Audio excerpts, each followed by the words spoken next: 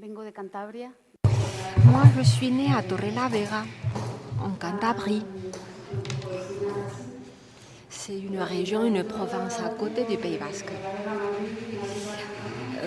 J'ai commencé à travailler à Torrelavega, mais ensuite à Madrid, ensuite à Barcelone.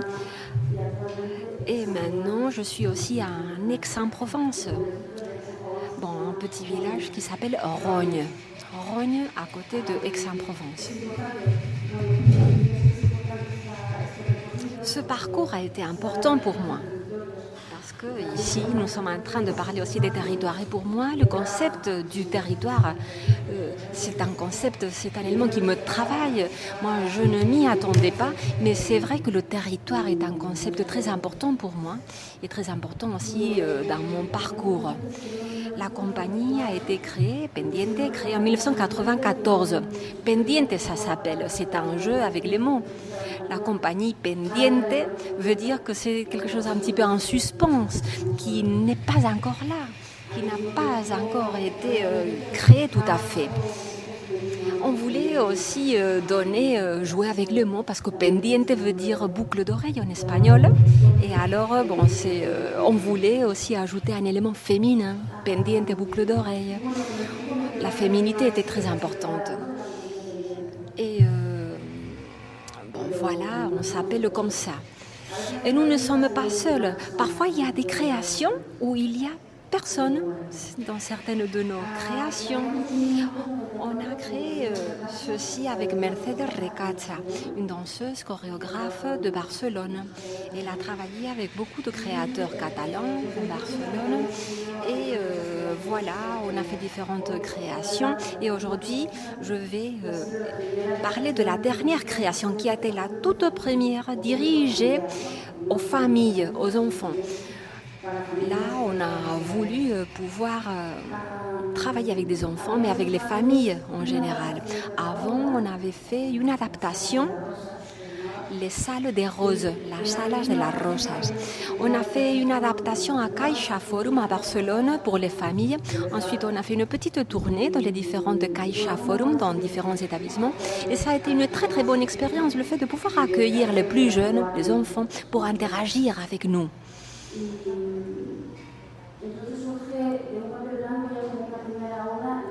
Un papel blanco, un papier blanc, était aussi une première œuvre.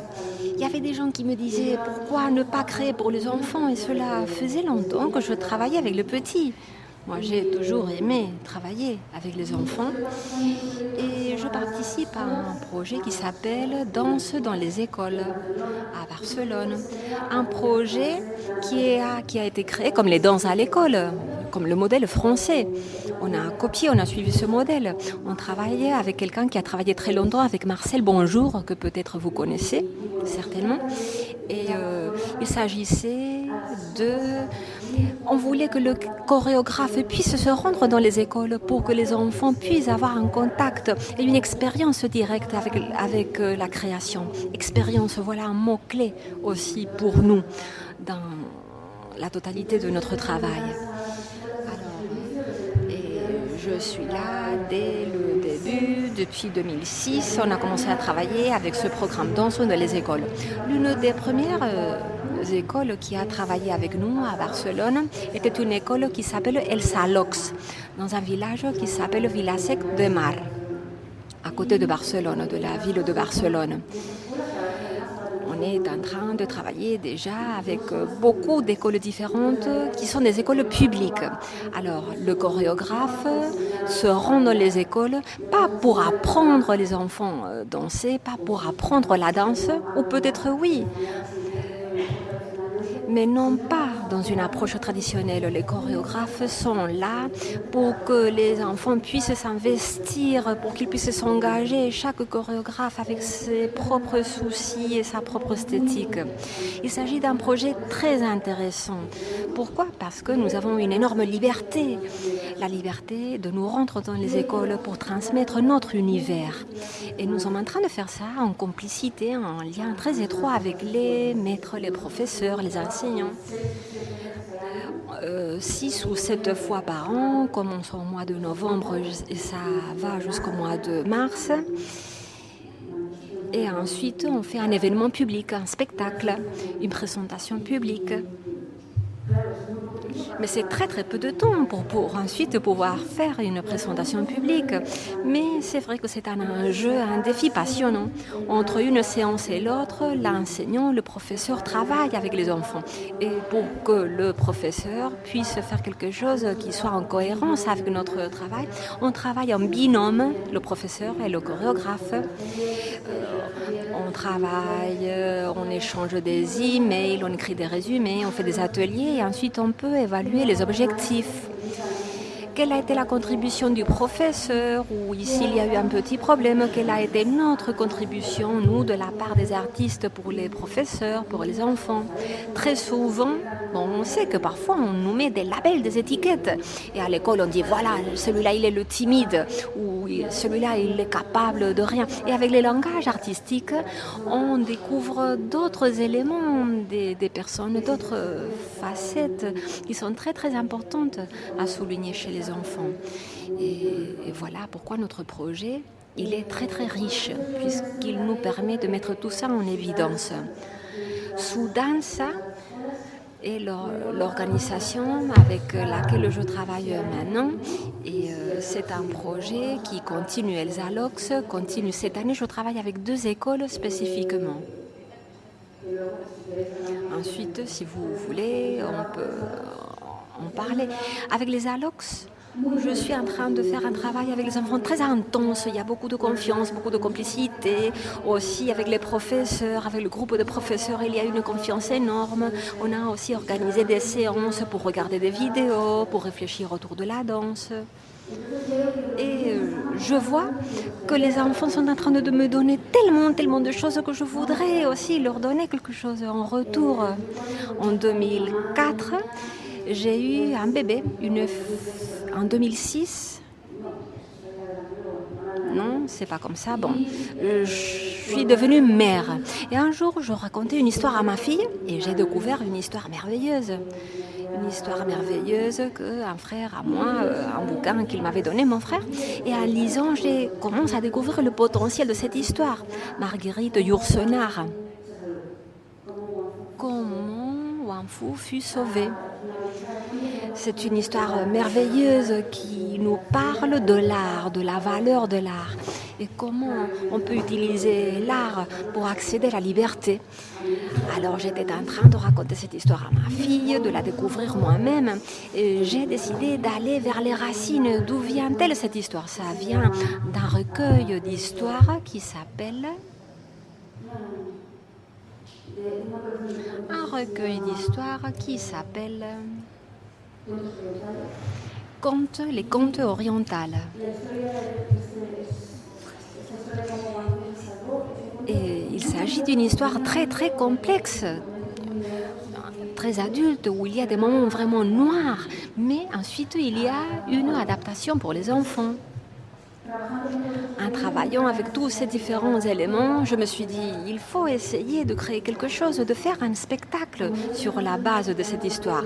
Comme je travaillais déjà avec les enfants, parce qu'avec les Alox, on a aussi décidé de créer des moments de réflexion. Alors on a commencé à instaurer un système pour pouvoir utiliser ce livre et le mettre en action conjointement avec les enfants. Ce que j'adore dans ce projet qui s'appelle Un papier blanc, ce que j'adore est qu'il ne s'agit pas d'une production que j'ai programmée en disant « Tiens, on va la faire ou en coproduction, on va définir des objectifs, on va le planifier. » Non, non, tout est surgi sur la base du travail, comme un mouvement d'implosion qui suivait le rythme du travail. Et ça a été très beau parce que nous avons inventé comment engager les différents acteurs et comment engager les différents membres.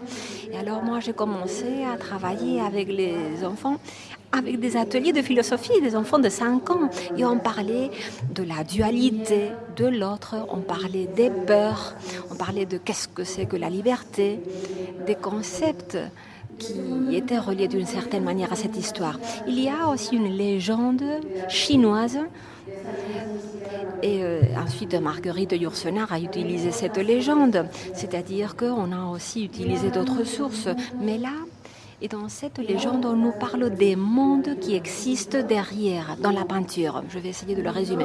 Il y a un peintre qui veut... Bon, l'empereur chinois veut tuer le peintre tout simplement parce qu'il est jaloux, parce qu'il ne supporte pas la capacité qu'il a pour créer de la beauté. Il veut détruire le peintre et il veut surtout détruire ses outils, c'est-à-dire ses mains et ses yeux. C'est très dramatique, hein, comme vous pouvez voir. Et pour fuir de tout cela, le peintre va s'échapper au travers de son ouvrage. Et c'est son ouvrage précisément qui va le rendre libre. Et de ce fait, il existe un épisode où la mort est présente, et c'est donc au travers de son œuvre, de son ouvrage, qu'il va pouvoir dépasser cette mort, et il parle également du disciple, c'est-à-dire que nous avons également le concept de maître-disciple, le disciple qui décide de tout laisser pour suivre son maître de façon très volontaire. Si nous lisons le conte, l'histoire pour les adultes, c'est vrai que c'est une histoire assez dure, mais ce qu'il faut souligner, c'est le fait de suivre le maître. En fait, il ne souhaite pas être le maître, mais il est ainsi. C'est le disciple qui va le suivre et qui va le protéger. C'est un peu le travail de résidence, c'est-à-dire c'est ce que fait ce disciple avec son maître. C'est le disciple qui va donc mourir, on va lui couper la tête, et c'est lui qui va dire à son maître va lui dire: je croyais que tu étais mort. Mais le disciple lui dira: si tu es vivant, je ne peux pas mourir. Donc c'est un moment sublime, c'est-à-dire que si l'art est encore vivant, nous ne pouvons pas mourir. Voilà, etc. Bien sûr, il y a beaucoup d'autres choses. C'est une interprétation un peu subjective, mais j'aime le voir ainsi. Nous travaillons tous ces valeurs avec les enfants. Je l'appelle le papier blanc parce que le papel blanco. Comme j'ai voulu intituler cette intervention, mon intervention, vous m'avez demandé de lui mettre un titre, et j'ai mis donc ce titre Blanc sur blanc. C'est l'intitulé d'un poème qui commençait comme ça, Blanc sur blanc, qui s'intitulait Blanc. Et là, on a même, je crois qu'il y a un ténor qui a fait chanter cette chanson, qui va parler du vide, le vide face auquel nous sommes. Quand je suis je suis en tant qu'artiste, j'ai des enfants, j'ai des matières. Que peux-je faire? C'est un peu la peur que nous ressentons tous. C'est un peu comme l'abîme que nous retrouvons, auquel nous nous confrontons tous les matins quand nous nous levons. Mais cet abîme n'est pas vide. Et il est au cœur, c'est le cœur de l'ouvrage de l'artiste. L'artiste, et je cite quelqu'un, c'est-à-dire que l'artiste va créer le vide où il crée son œuvre. Et le vide est le lieu de départ, c'est là où nous sommes pour laisser la place à la création. C'était un vide, un blanc dont j'avais besoin. J'avais besoin de ce blanc. J'avais besoin de tourner la page et de recommencer à zéro. Et j'ai donc trouvé cette création pour enfants, ce blanc, sa couleur blanc. Et j'ai aussi choisi la couleur blanche parce que le peintre de cette histoire est un papier, une feuille blanche. Et c'est donc l'espace vide lorsque nous créons une chorégraphie. Et pourquoi est-ce que j'ai intitulé cette intervention Blanc sur blanc? Parce que je dois parler de ma relation avec le Mercat de las Flores, le marché des fleurs, parce que ma relation de résidence et coproduction avec les différents agents, les différentes équipes qui nous ont accompagnés a été la création du blanc, à partir du vide. Qu'allons-nous faire? Nous ne savons pas vraiment ce que nous allons faire. Et moi, j'aime bien raconter aux enfants, établir un parallélisme par rapport à la roue d'Isaac Newton. Newton va mettre tout l'éventail de couleurs sur la palette, il va faire tourner cette palette, et la palette va, donc quand elle tourne, la couleur qui ressort, c'est la couleur blanche. Et donc, vous le savez sans doute, dans le blanc sont présentes toutes les couleurs. Et c'est une idée splendide, c'est-à-dire que face à la créativité, ce qu'il faut faire, c'est laisser ressortir ce qui nous habite. C'est à la base de la création. C'est comme ça que j'essaie de travailler avec les enfants, les plus petits, et pas seulement les plus petits, bien sûr. Mais tout est encore à créer, à construire, où il n'y a rien. C'est à l'opposé. C'est un peu le blanc qui contient le tout. La couleur blanche enferme une symbologie énorme également depuis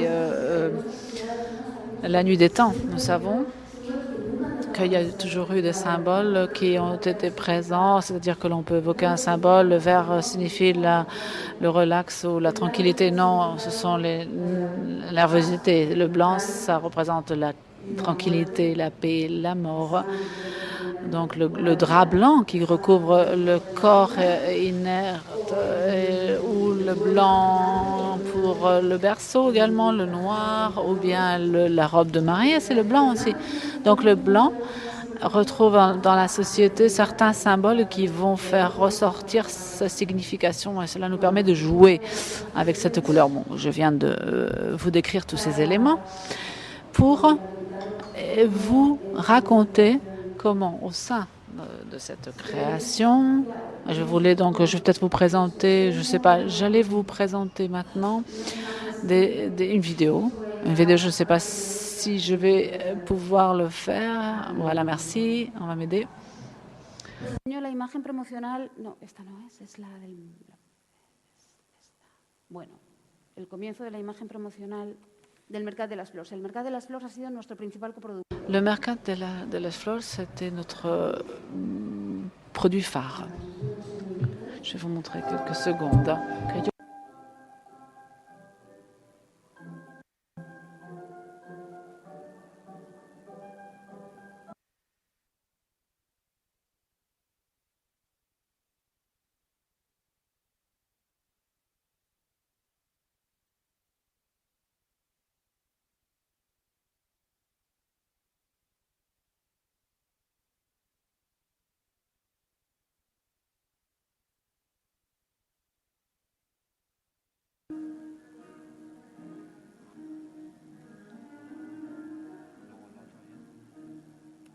Sí, el otro. Esta es una primera presentación. C'est une présentation pour l'annonce qui annonce un peu notre Mercat de las Flors. Il y a donc tout un travail avec les enfants, et pour tout ce projet, j'ai voulu avoir des enfants, donc je ne pouvais pas les emmener avec moi, tous ces enfants, donc je les ai filmés, j'ai tourné tout cela. Comment parler de cela? Nous avons un peintre, et donc j'ai souhaité impliquer ce peintre. Et je travaille avec Gabriel Smith, un peintre allemand qui habite actuellement à Barcelone. J'ai choisi donc le peintre pour parler de la peinture, bien sûr. Et donc j'ai besoin d'un metteur en scène, j'ai besoin d'un photographe, j'ai besoin d'un peintre, j'ai besoin d'un chorégraphe. Et la musique, c'est une bande sonore. Nous avons également inclus les paroles des enfants qui réfléchissent sur la philosophie pendant ces ateliers dont je vous ai parlé. L'atelier de philosophie en compagnie d'enfants. C'est la deuxième vidéo.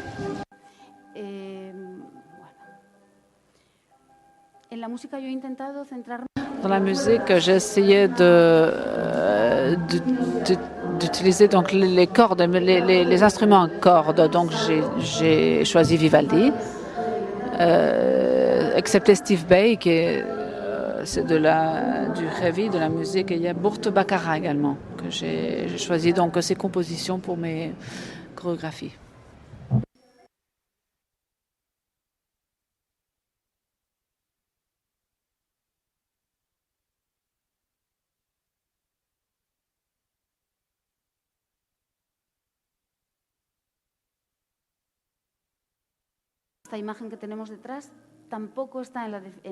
Cette image que vous avez vue n'est pas non plus dans la version définitive. Dans la création, nous avons épuré tout ce qui a trait à la création de vidéos. Je leur dis, vous connaissez l'histoire de Wang Fu? Alors ils disent tous, oui, mais parce que nous l'avons raconté, nous l'avons vécu. Il y en a qui disent non, bien sûr. C'est bien quand tous les enfants connaissent cette histoire, parce que c'est pour cela. Il y a un matériel chorégraphique qui est issu de la dynamique des ateliers que nous allons représenter donc sur la scène. Je vais vous parler de la production. Cette production, à l'origine de la production, donc, nous avons compté sur un professionnel de Marseille, Vincent Ducarne, qui avait déjà conçu une publicité pour tout un réseau de troc sur la région, donc sur le site de Marseille. Il avait donc une caméra qui en même temps prend des photos qui durent 30 secondes et il voulait donc utiliser cette caméra et il offrait ses services en échange d'autres services. Et donc je l'ai contacté, je lui ai dit je cherche un professionnel et donc il participait à l'époque pour un clip pour avoir accès à notre troc et nous avons donc démarré. Ainsi, nous avons recyclé des vêtements, des vestiaires, des habits d'autres spectacles. Le peintre parle de la liberté, mais moi, ce n'a pas été vraiment conscient. Mais enfin, j'ai dit, ah oui, effectivement, il parle de la liberté, il parlait de la liberté, nous travaillons la liberté, et il le fait. Donc, c'est ce qui m'a vraiment plu de la création artistique. Donc, j'ai ressenti une grande liberté de choisir un peu ce que je souhaitais présenter. Et donc, petit à petit, nous avons relié différentes structures et j'aimerais donc évoquer la première structure qui nous a aidé, le fragment 3 bis F. 3 bis F, je peux vous renvoyer sur le centre d'Aix-en-Provence, qui est 3 bis F, qui est le lieu d'art contemporain. Ça se passe dans un hôpital psychiatrique à échelle humaine. C'est-à-dire ce sont plusieurs bâtiments qui constituent comme une petite ville.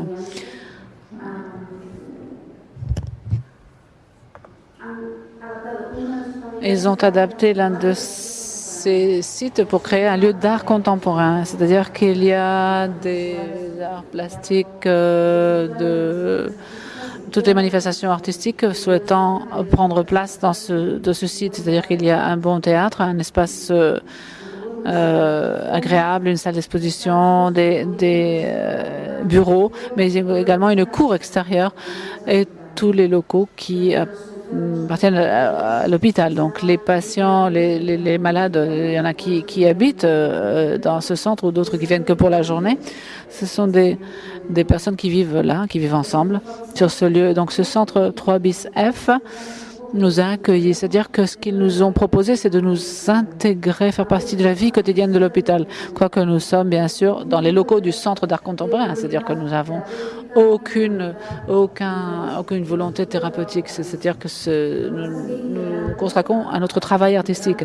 Mais nous nous intégrons en tant que citoyens. C'est-à-dire que nous sommes tous des citoyens.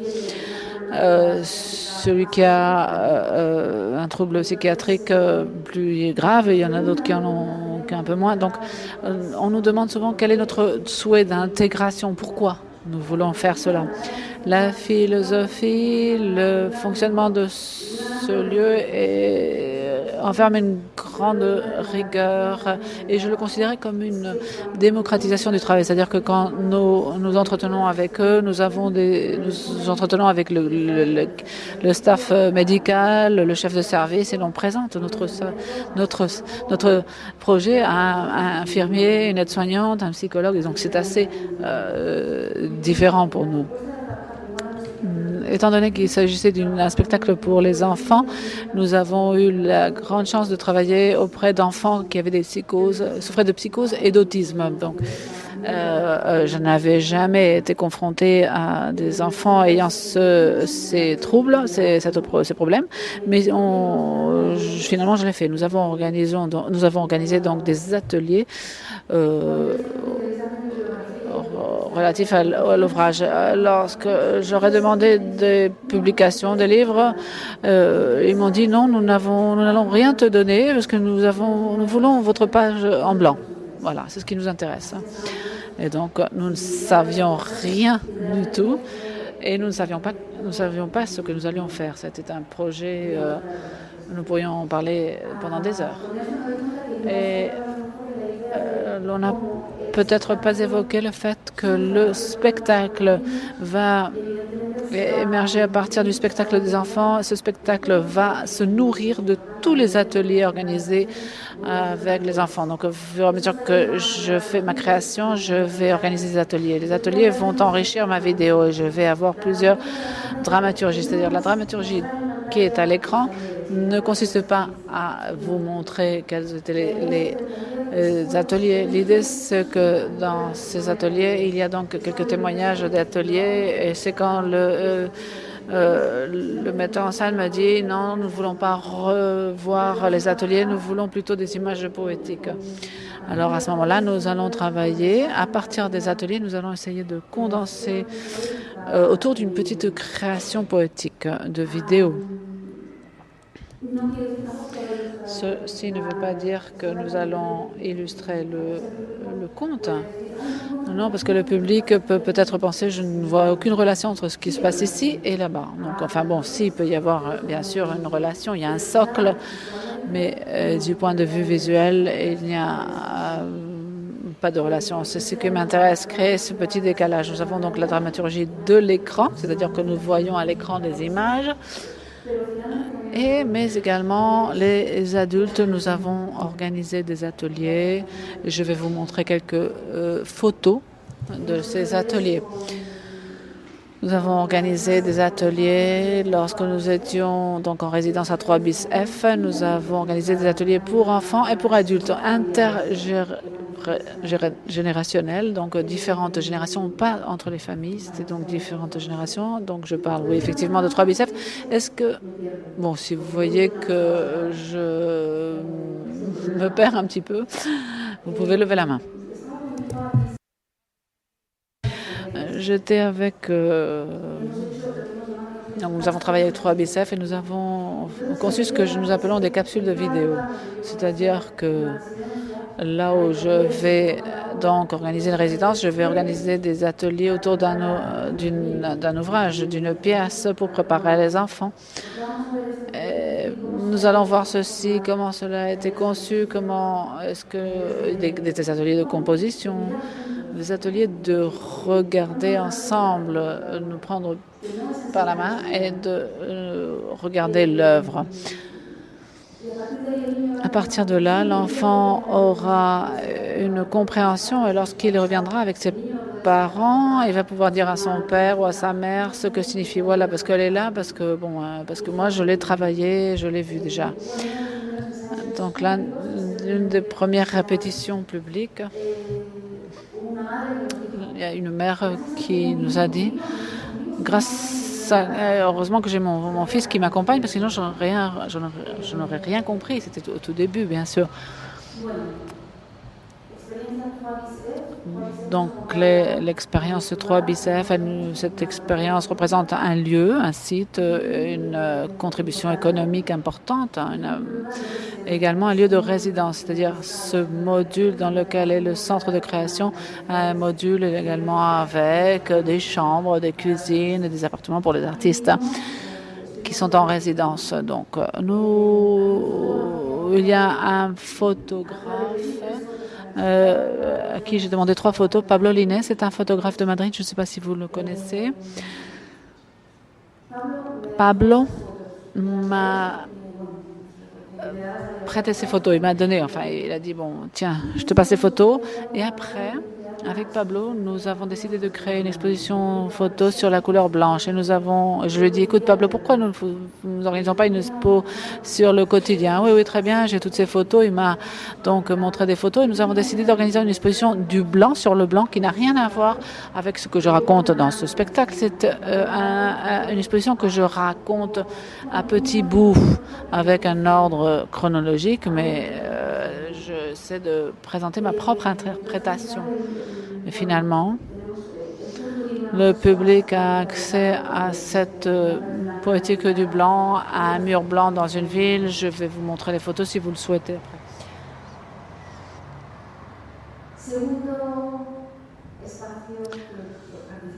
Le deuxième espace qui participe dans la création, c'est un centre social à Curicat, qui est à l'extérieur d'Aix-en-Provence avec sa propre mairie, qui va nous laisser prêter son centre avec, c'est une création artistique avec 2 jumelles. Et je voulais donc aborder la question de la dualité que je souhaitais aborder depuis le tout début.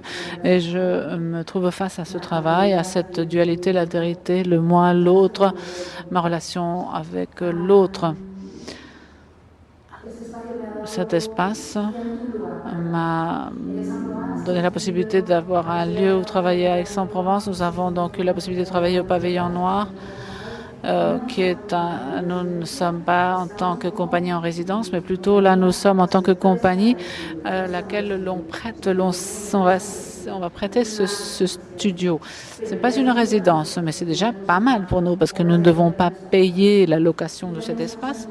Et après, nous travaillons au centre du conservatoire d'Aix-en-Provence qui a des salles splendides. Et nous sommes donc en tant que compagnie partenaire qui travaille aux côtés de conservateurs, mais il n'y a pas de contribution économique. Et nous allons avec tous nos bagages au Mercat de las Flors qui nous reçoit, qui nous accueille. Et je suis ici grâce à la complicité du Mercat de las Flores. Et c'est à ce moment-là et c'est pour ça que je suis ici. Le Mercat nous accueille et nous réalisons que l'esprit de travail est en ligne avec la médiation. Nous inventons la médiation. Quel type de médiation puis-je faire avec eux? En fait, la médiation va être portée. Nous évoquons la médiation tous maintenant, mais je fais cette médiation depuis déjà longtemps. Je le fais sans savoir que je le faisais. Quand nous avons en l'an 2000, je crois, en 1992, je suis restée jusqu'en 2000. Dans ce projet, en 92, nous avons entamé un projet de création, médiation, sans savoir que nous étions en train de le faire. Et avec ce spectacle, un papier en blanc, ce spectacle est issu de la médiation, sans savoir que je me consacrais à la médiation. Ce serait peut-être une personne qui n'est pas formée en matière de médiation, qui fait beaucoup de médiation. Je me considère ainsi. Et donc, avec le Mercat de las Flors, nous allons... j'ai toute une série d'ateliers que j'ai définis, que j'ai écrits avec différentes formules différentes. Nous allons enclencher tout cela et le Mercat me facilite énormément ma dynamique. C'est-à-dire qu'ils vont chercher les centres scolaires, ils vont me fournir les horaires. Il y a des écoles qui vont assister à plusieurs séances, d'autres un peu moins de séances. Celles qui peuvent au moins accéder à 4 séances pourront tourner une vidéo à la fin. Cette vidéo sera une capsule qui va être inclue dans le spectacle. Donc le spectacle change petit à petit au fur et à mesure que le spectacle change. S'il y a une nouvelle capsule,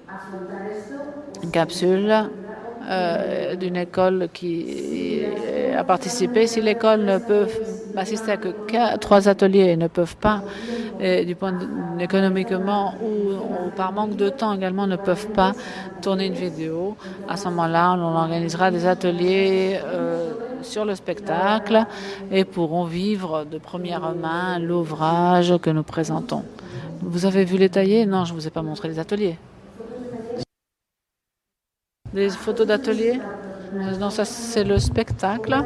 Donc ce sont des photos du spectacle tel que nous le connaissons aujourd'hui. Non, mais nous avons une personne qui a changé un petit peu l'atmosphère. Voici l'une des filles, des jumelles. Donc voici, il n'y a qu'une jumelle, qu'une des deux. Je voudrais vous montrer maintenant les photos des ateliers. Merci.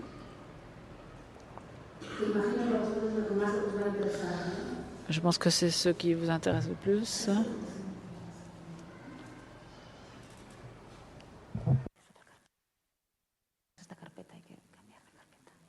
des fleurs, Mercat de las Flores.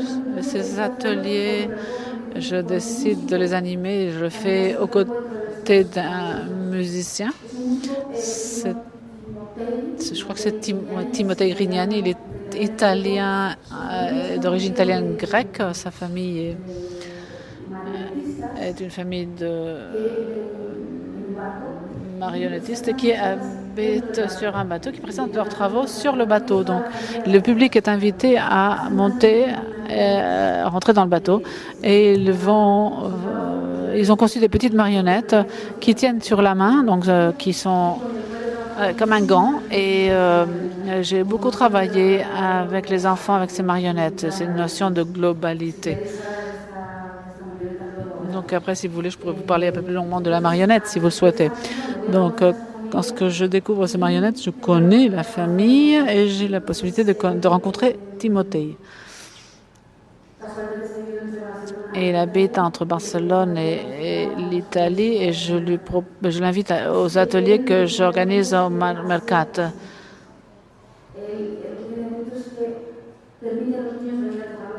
Il laisse les enfants jouer un peu la musique également. Ils peuvent s'approcher de lui, ils vont toucher les instruments, ils ont le droit de le faire. Ils vont toucher, il est très jeune et il est très enthousiaste et il ressent une grande curiosité. Nous avons travaillé 2 jours ensemble pour nous connaître un petit peu, pour nous rencontrer, pour voir si vraiment nous pouvions travailler ensemble. Il existe donc un élément important d'absence de peur. Donc vous pourrez voir que ces enfants ont un uniforme, c'est un survêtement de sport. Et ces séances ont été vraiment très très agréables.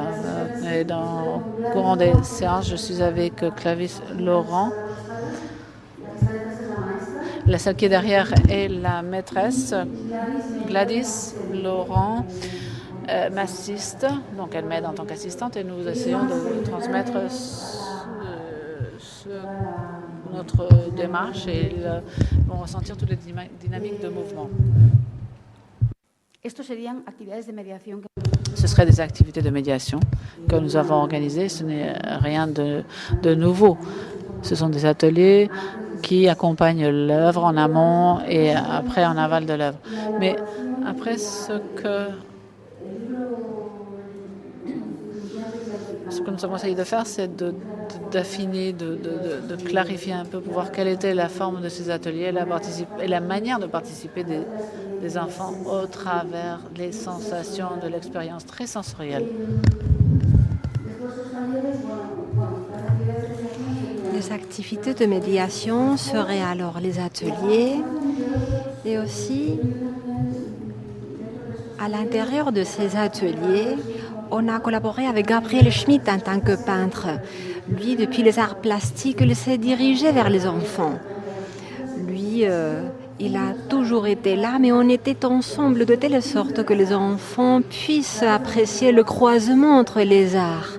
On est tous en train de parler d'un même langage universel. Toutes les voix finissent par se réunir. Gabriel ensuite a invité quelqu'un qui a fait une petite expérience toute seule, parce que c'est vrai que nous avons toujours des problèmes financiers. Bon, quelqu'un qui travaille avec la méthode Bates.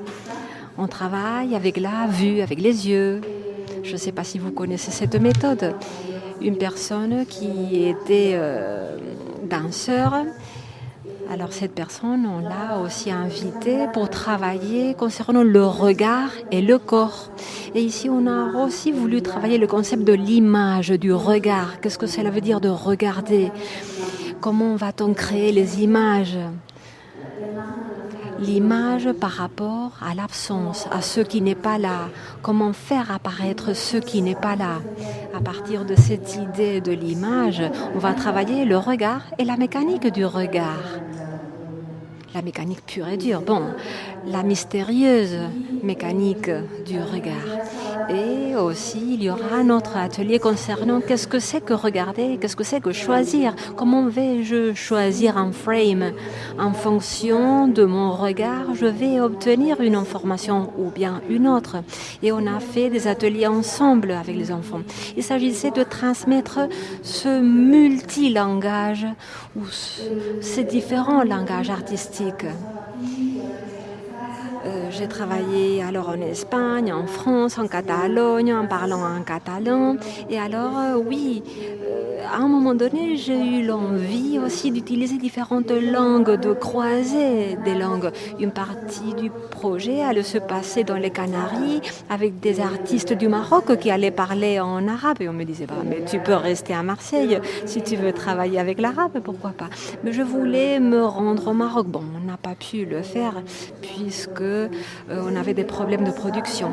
C'est-à-dire, l'œuvre ne fait que s'amplifier, que évoluer. Et je crois que d'une page blanche a été un phénomène. Bon, ce que je veux dire, c'est un phénomène qui s'est généré, qui s'est produit lui-même. Et en tant que créateur, c'est très beau de regarder et de dire, bon, tiens, que s'est-il passé?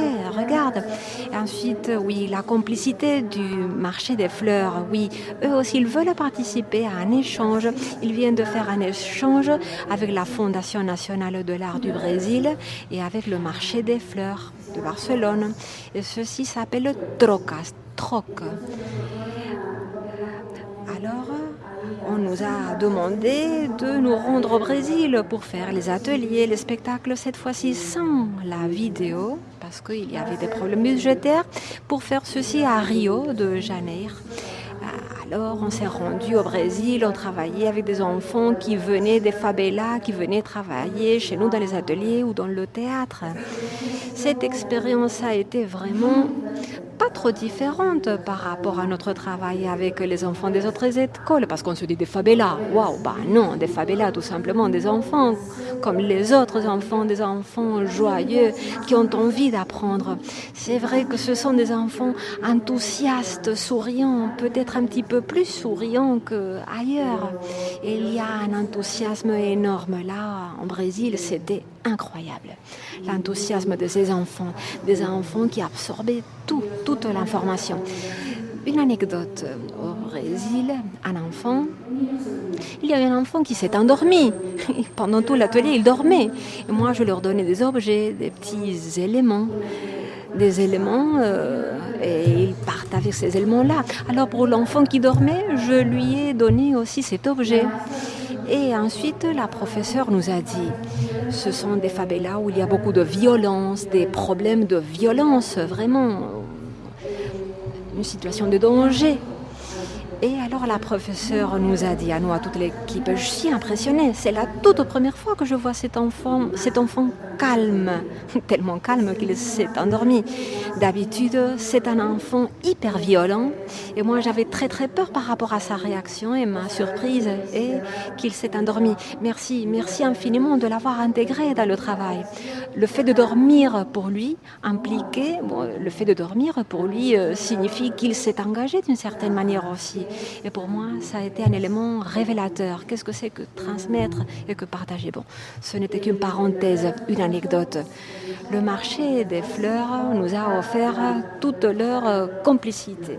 Et là, encore une fois, ils nous ont donné carte blanche. Et là, je reviens à la couleur. Salle Pina Bausch, c'est là où on a fait la résidence, les spectacles. Et là, maintenant, je ne sais pas combien de temps, si on a le temps. Je crois que je n'ai qu'une dernière minute. Non, combien de temps? 10 minutes, 5. 10 minutes, génial. L'expérience du marché, du mercat, on dit en catalan. Bon, on a fait une expo de photographie après le 3 Bicef. Et ici, dans le marché, on a conçu une activité qui s'appelle Mitja horeta avans, ce qui veut dire une demi-heure avant, 30 minutes avant. Là, il s'agit d'inviter le public et avec chaque événement, entre guillemets, avec chaque spectacle ou chaque événement, il s'agit de créer une dynamique de sensibilisation du public. Et alors on s'est dit, que va-t-on faire avec cette exhibition de photos, cette expo de photos? Bon. Alors on s'est dit, cherchons ensemble, que peut-on faire? Et dans l'une des activités, on couvrait les yeux des parents et les enfants expliquaient la photo aux parents. Il y a un monsieur habillé comme ci ou comme cela. Les enfants devaient décrire les photos et les parents ou les grands-parents devaient imaginer ce que les enfants racontaient. Ensuite, on l'enlevait et ils regardaient l'image, ils pouvaient voir l'image. L'un des commentaires a été: l'explication de mon enfant a été même plus belle que la photo finale. C'est vrai que l'essentiel est d'ouvrir le terrain à l'imagination, imaginer, rêver. Et avec le temps, dans mon expérience, je vois que c'est un petit peu mon intérêt essentiel, le fait d'ouvrir des terrains à l'imagination, au rêve. Et c'est vrai qu'en retour, c'est très utile aussi pour moi, pour rêver. Et c'est vrai, c'est comme ça. C'est vrai que grâce à l'imagination des enfants, c'est très utile aussi pour nous, pour apprendre à imaginer. Et maintenant, je vais vous parler du Mercat des Flors, du marché des fleurs. Nous travaillons conjointement avec d'autres projets, mais les spécificités de notre projet, on l'a inventé et conçu sur le terrain. Et cela m'intéresse beaucoup plus que si j'avais fait un projet préétabli. Le marché des fleurs, el Mercat de las Flors, a un projet de la compagnie Nats Nuts qui ont fait une œuvre qui s'appelle Mons,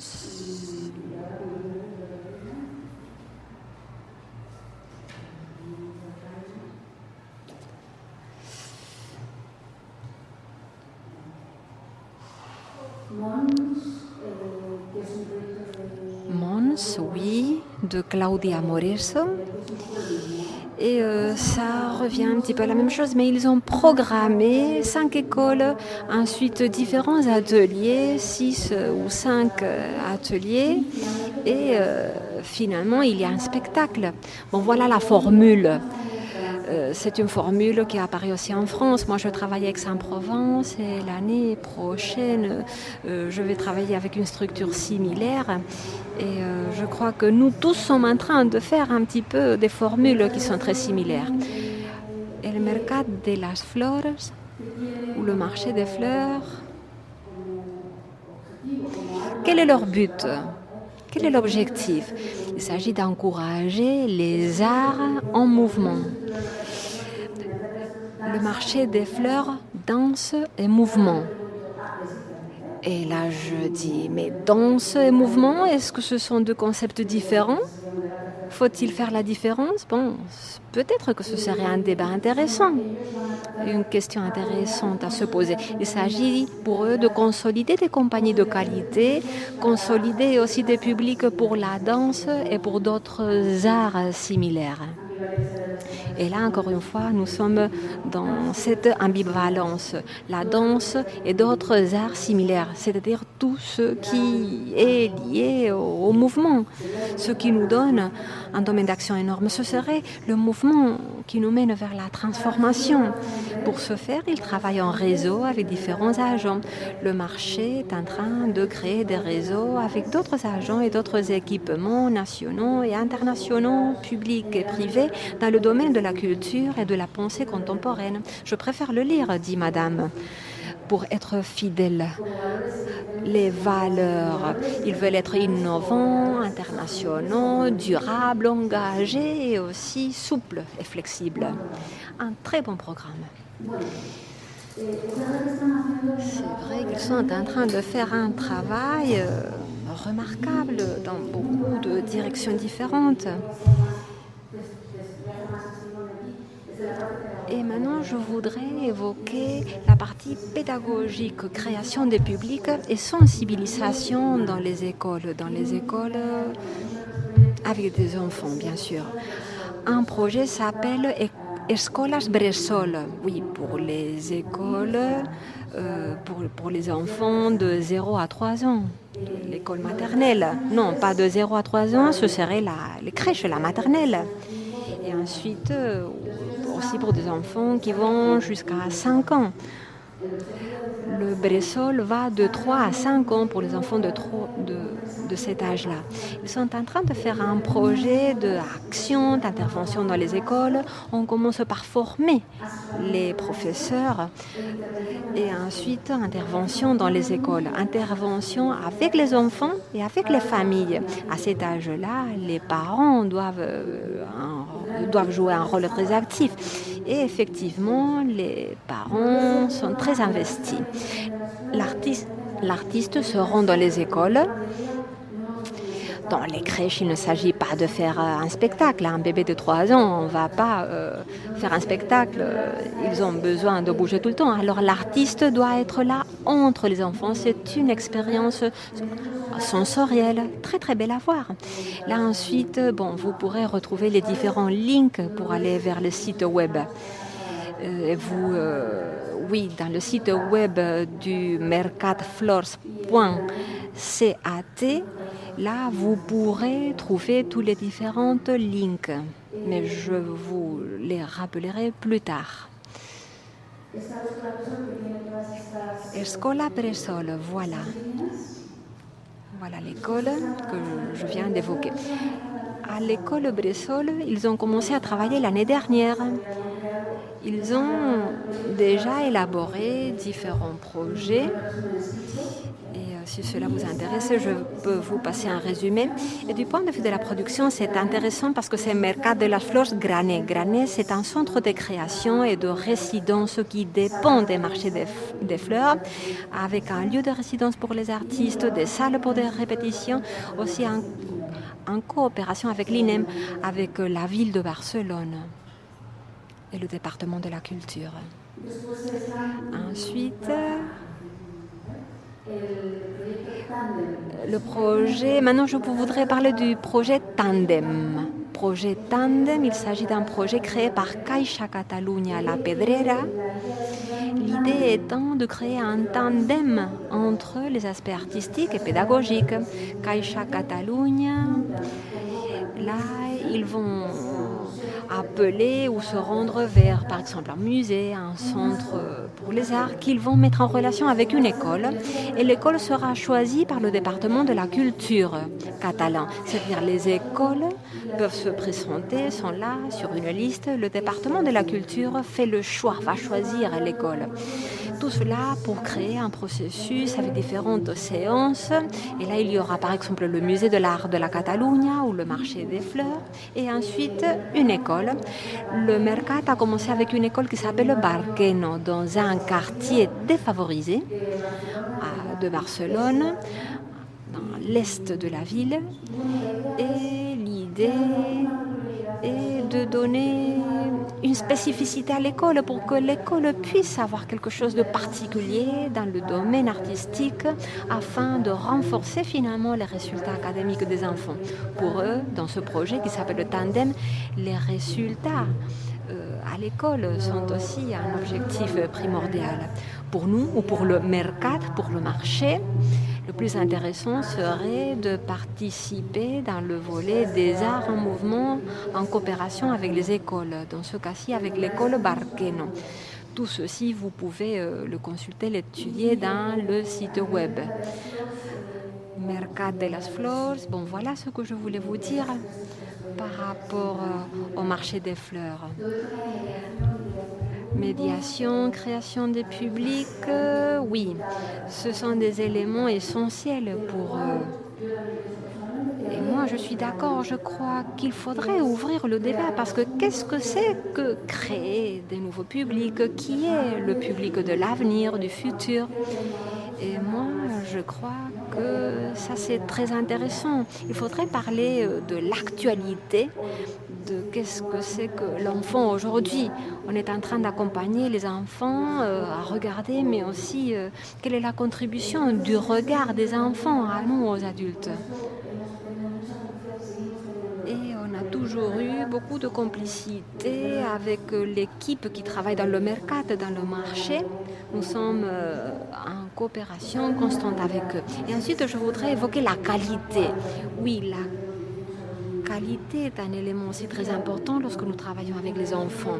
Les enfants méritent toute la rigueur, la plus grande qualité, parce qu'il va nous donner toute son authenticité et toute sa qualité. Alors nous devons avoir ça comme point de repère. Nous voulons que les enfants réfléchissent et tout cela en utilisant des sujets de tous les jours. Voilà pourquoi dans le Mercat, on parle de l'excellence dès le début jusqu'à l'âge adulte. Et pour finir, finalement, je vais lire une citation. Prenez une histoire, un livre, caressez ce livre et il deviendra quelque chose de merveilleux.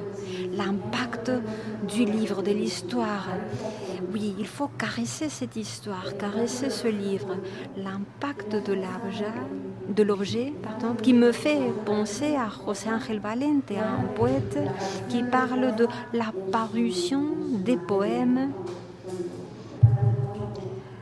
dans sa matérialité. Un poème qui apparaît, qui se concrétise. Voilà un élément important, c'est-à-dire l'histoire, le conte comme objet est aussi un élément essentiel de communication entre l'adulte et l'enfant. Et voilà. Et on pourrait continuer à parler des heures, mais c'est tout ce que je voulais vous dire. Merci.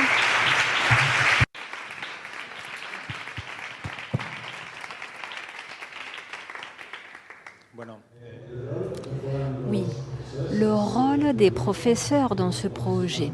On a vu des images qui montraient une enseignante, un professeur qui était là dans cet espace de travail ou de danse. Quel est leur engagement, l'engagement des professeurs, des enseignants? Quel est leur rôle à jouer dans le projet?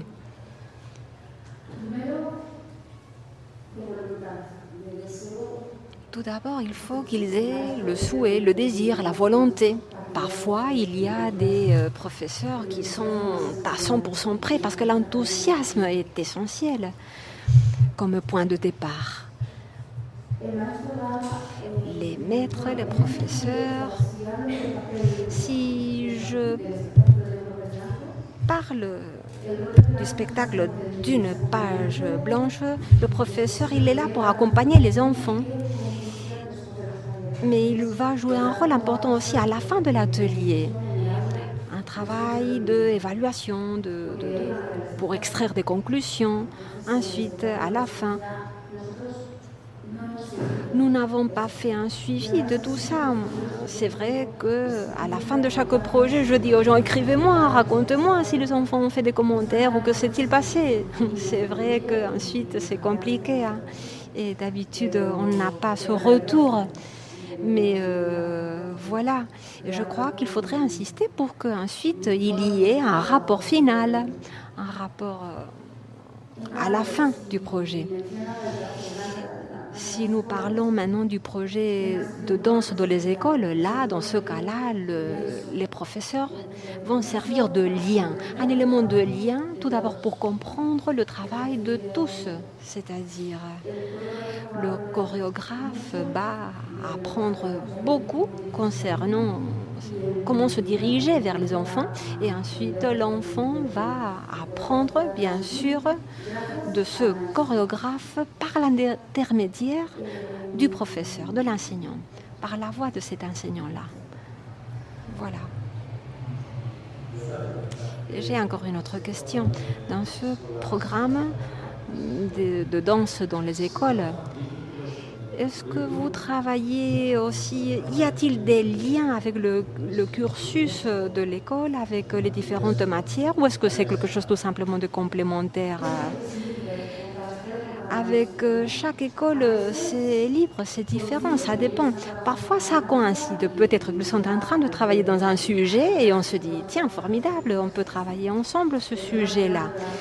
Par exemple, la roue de Newton, à ce moment-là, on a pu travailler ensemble.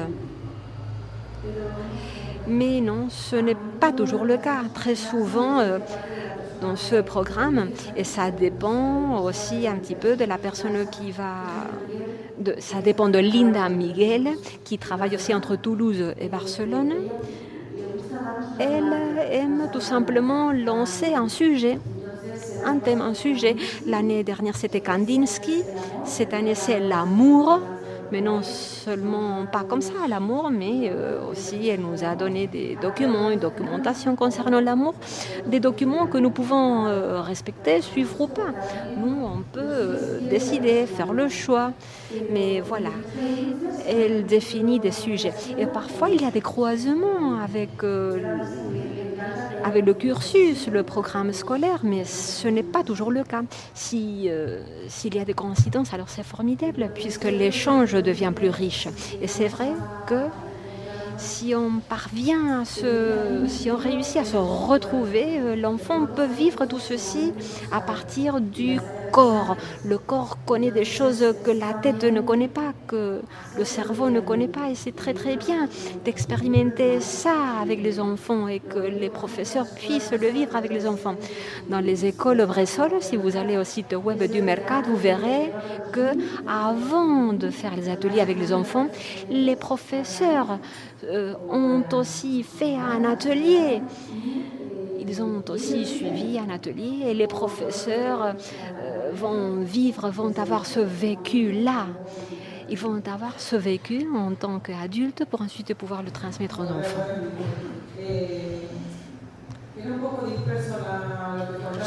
C'est vrai que vous avez évoqué beaucoup de projets différents, un peu éparpillés. Non, je ne voudrais pas vous critiquer. Bon, je voudrais vous demander quel est votre format économique quand vous faites une proposition.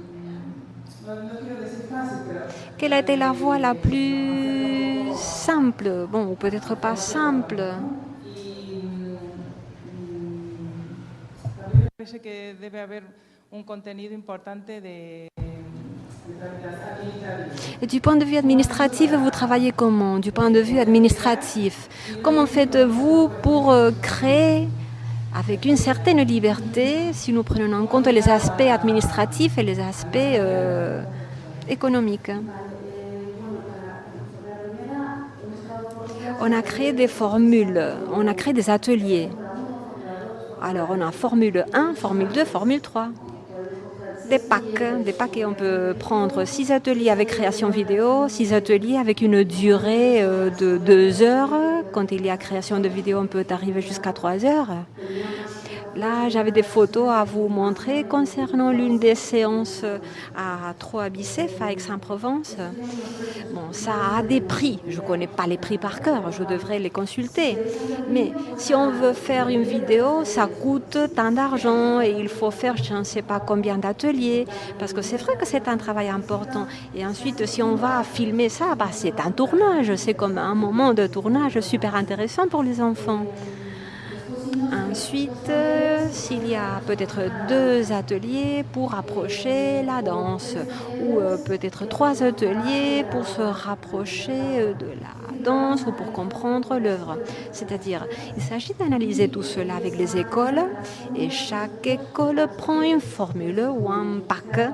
On a créé des différents packs pour ainsi dire, chacun avec un prix. Et ensuite, ceci n'est pas rigide, bien sûr, puisqu'il faut s'adapter. Nous, les artistes, il faut savoir s'adapter au marché. Voilà le fonctionnement. Tout cela du point de vue des propositions pédagogiques. S'il y a des coproductions, alors parfois on avait un montant stipulé d'argent et là on a inclus la création plus les ateliers. C'est-à-dire qu'encore une fois, on faisait un pack, les répétitions, les 2 premières représentations publiques et ensuite des ateliers.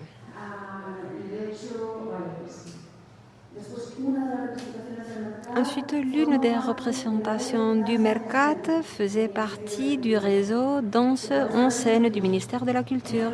Et à ce moment-là, on était au Mercat, au marché. Et ensuite, nous sommes allés à Grenade, dans le sud de l'Espagne. Et ensuite, si nous parlons du processus de production de l'œuvre, comme je vous ai déjà dit, on a commencé d'une manière très précaire, avec peu de moyens, en train de faire des échanges, en train de travailler aussi bénévolement. Et ensuite, au fur et à mesure, on a pu commencer à faire des coproductions. À un moment donné, j'avais aucune subvention, un petit peu venait de la ville de Barcelone. Comme compagnie indépendante, avec Pendiente, il y a eu différentes aides. Mais maintenant, comme je travaille avec 2 branches différentes, c'est vrai qu'à un moment donné, j'avais aucune subvention et à ce moment-là, je devais compter sur les coproductions et ensuite la participation dans les tournées qui ensuite ont pu me donner de l'argent que par la suite j'ai pu réutiliser. Oui, c'est vrai, les coproductions, c'est vrai qu'elles ont été essentielles pour nous donner les moyens économiques pour ensuite pouvoir développer les œuvres. Je ne sais pas si j'ai répondu à la question du tout. Oui, les aspects administratifs. Là, pendant un certain temps, j'ai travaillé avec quelqu'un qui était la responsable administrative, tout simplement, ou responsable de production. Cette personne faisait le suivi administratif. Ensuite, on avait un comptable à Barcelone, un autre à Aix-en-Provence. Et je dois avouer aussi que de ma part, j'ai beaucoup de facettes différentes, beaucoup de casquettes différentes. Alors parfois, je mets la casquette de production. Et bon, j'aime beaucoup la production. Je l'ai étudiée, ça m'intéresse vraiment. Je l'aime beaucoup. Mais dans ma casquette de création, bien sûr, la création, elle est essentielle. Mais pendant très longtemps, mon expérience avec une plateforme de Barcelone, La Porta, a été essentielle. Un grand travail de production, d'invention. Et pour moi, la production, elle est très importante. Ça, c'est tout un autre sujet, hein. Mais c'est vrai, nous avons une personne responsable pour la production et ensuite une équipe assez réduite. Quand nous avons des coproducteurs, à 3 Bicef, on avait un bureau ou une équipe de production de 3 Bicef qui était à notre service. Ils faisaient le travail de communication, de dissémination et avec le Mercat des Flors, avec le marché des fleurs, on a aussi eu leur soutien de ce point de vue-là. Ce qui est intéressant dans le Mercat de la Flore, c'est le suivi, puisque l'ouvrage a vu le jour en 2012. Et de 2012 à 2014, nous avons eu la possibilité de nous installer dans les locaux. Ils nous ont également contactés pour Trocas, pour ce projet au Brésil. C'est une suite à la production. Et je crois que c'est très intéressant du point de vue économique et également du point de vue de l'infrastructure. C'est-à-dire qu'il s'agit d'une coproduction qui va s'élargir avec le Mercat. Mi esker. Muchas gracias, Ana. Bueno.